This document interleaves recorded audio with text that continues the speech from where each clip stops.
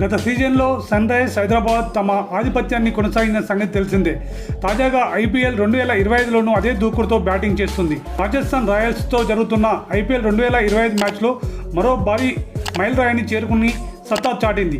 Hyderabad dangerous ఓపెనర్లకు దెబ్బకు RR బౌలర్లు నిస్సాయంగా కనిపించారు. దీంతో రికార్డుల లెక్కలు మారిపోయాయి. అభిషేక్ శర్మ, ట్రావిస్ హెడ్ అద్భుతంగా రాణించారు.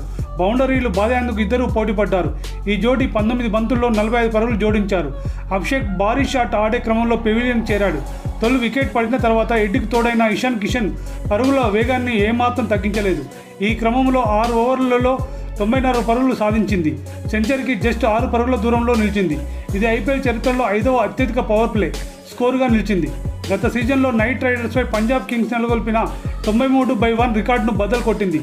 ఆసక్తికరంగా ఎస్ఆర్హెచ్ గత సీజన్లో సాధించిన మొదటి 2వ అత్యధిక పవర్ ప్లే స్కోర్లను కూడా సాధించింది. గత సంవత్సరం ఢిల్లీ క్యాపిటల్స్పై 125 స్కోర్తో ఎస్ఆర్హెచ్ అత్యధిక పవర్ ప్లే స్కోర్ను నమోదు చేసింది. 2వ అత్యుత్తమ స్కోర్ కూడా హైదరాబాద్ జట్టుదే. 107 పరుగులతో పంజాబ్ కింగ్స్ను అధిగమించి 5వ స్థానంలో నిలిచింది. అభిషేక్ 11 బంతుల్లో 24 పరుగులు చేసి మంచి ఆరంభం ఇచ్చాడు.